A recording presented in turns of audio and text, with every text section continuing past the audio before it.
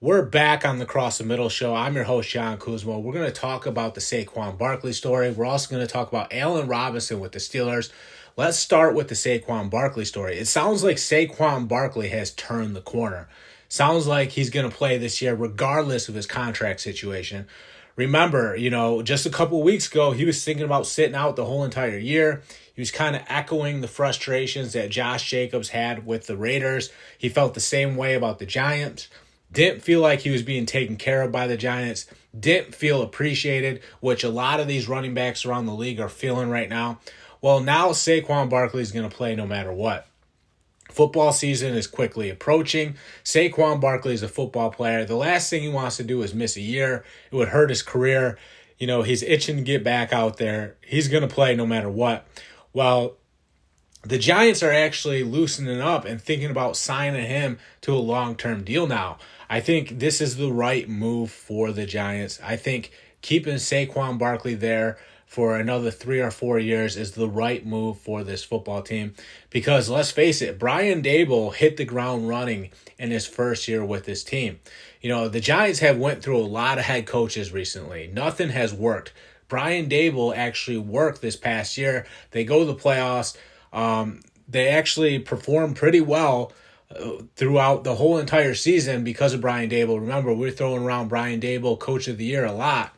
I think it's the right move to keep Saquon Barkley because he's the guy that really made all that success happen. Sure, Daniel Jones played good in the playoffs, but it was Saquon Barkley that got this team to the playoffs in the first place.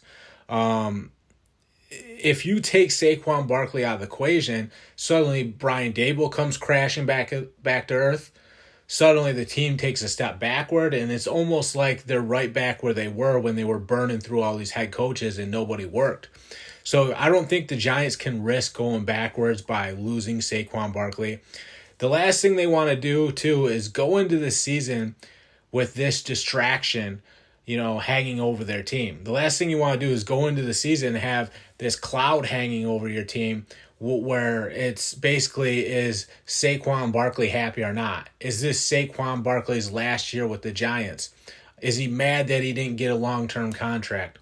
Those things can destroy a team before the season even gets off the ground because it just becomes such a big distraction, especially with that New York media. You don't want to let it come to that. I know a lot of these teams are getting away from paying running backs, but the Giants don't want to be a follower. They should be a leader. They should pay Saquon Barkley.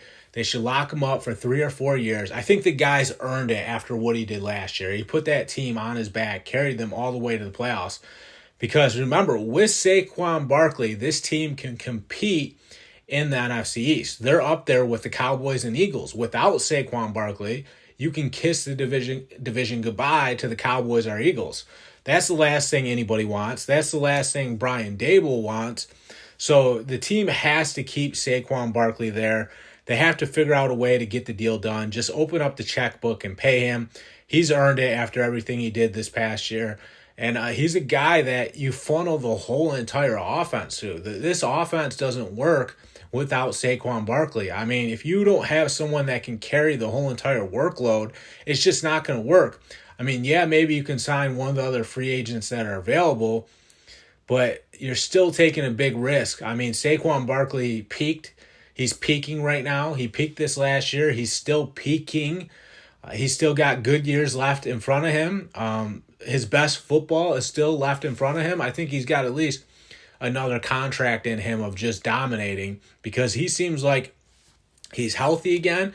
He's playing at a high level. He's back up to speed. The injury concerns are behind him because the guy he's back. Clearly he's back after what we saw him do this past year. He's looking like the old Saquon Barkley that we saw at Penn State. You don't want to let go of a player like that. You don't want to let him get away from you. Whether it's him being frustrated because he didn't get a new deal or whatever, or you have to let him go because it's just not working out and guys can't come to a long-term deal. That's not smart football. Sign the guy, get them taken care of, let them go into the season happy, then it's a clean slate for everybody. Saquon Barkley's happy. The team's going to be fun to root for again because there's no BS in the media that's, plaguing this team. Sign him to a 3 or 4 year deal, get it over with, then let him go out there and be Saquon Barkley again, because that's how the Giants can compete in this division. That's how they can get back to the playoffs. And that's how you keep Brian Daboll in this positive light where he's kind of viewed as a savior for this franchise. The other story we have is the Allen Robinson Steelers story. So the Rams trade Allen Robinson to the Steelers. Allen Robinson has been performing really well. Remember, he's with Deontay Johnson, Pat Freiermuth. They got some weapons there on offense for the Steelers. The hope is that Allen Robinson can come in and help Kenny Pickett take that next step. That's what the Steelers are really hoping for. That's why they traded for Allen Robinson. Allen Robinson didn't work out for the Rams. Remember, they let Odell Beckham Jr. go. They brought in Allen Robinson. It didn't work. But sometimes it's just a matter of the offense.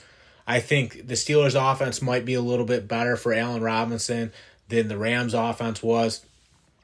So we're going to see if he can be the Allen Robinson that he was some of those years with the Bears, some of those years with the Jaguars. Because Allen Robinson, when he's at his best, he's a really, really good player. He's been the best receiver in the league a few years. Number one. He's a couple of those years with the Jags, one or two of those years with the Bears, he was really, really good. The guy can play, especially when he's in a system that works for him, when he's at his best, when things are clicking. The guy is dangerous, and he can be a big help. Now, for whatever reason, it didn't work with the Rams, so that's where we're at with Allen Robinson. Is it because Allen Robinson is getting old and he's starting to lose it? I don't want to say he's washed up because he had a lot of great years, but we know that players that are older start to break down a little bit. They start to lose it. Is that the case with Allen Robinson, or was he just a bad fit in the Rams offense?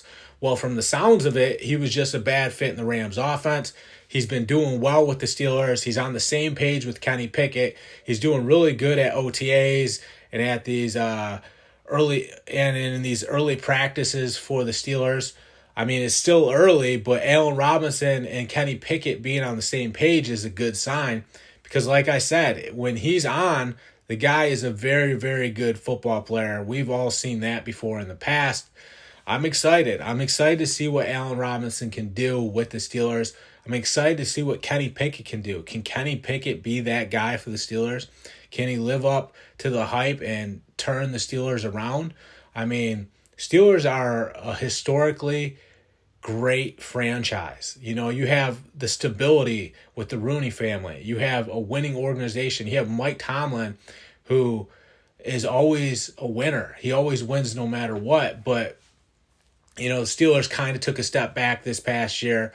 They weren't exactly as successful as they've been throughout the years. Well, Kenny Pickett was a rookie. They turned to him and let him kind of do his thing just to see what they have. I think they were okay if they had a losing season last year. Even though they didn't, Mike Tomlin battled back and turned it into a winning season. But I think they were okay if they had a losing season last year because they wanted to see what they have with Kenny Pickett. That was the most important thing. Is he a guy that can actually play, or do we have to go find someone else?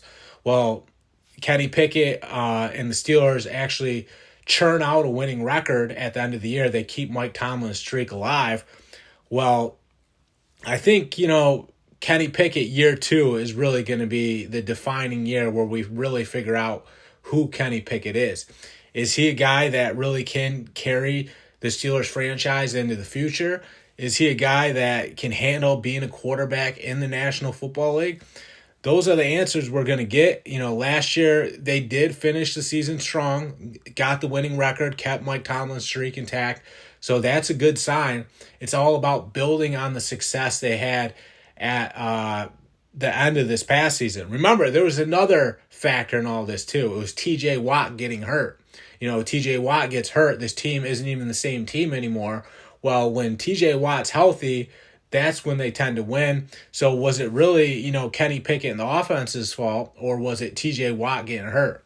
That's another thing we have to keep in mind. We'll see, though. Can Kenny Pickett step up? Can he ball out? Will him and Allen Robinson be on the same page? Will they do the things they've been able to do in OTAs in the regular season? Will Allen Robinson be at the top of his game, or will he be like he was with the Rams? These are all questions that we're going to get answers to as the season gets here. I'm excited to find out. I'm John Kuzma. Thanks for listening to the Across the Middle Show. Check us out anywhere podcasts are found. Just search for the Across the Middle Show. Take care.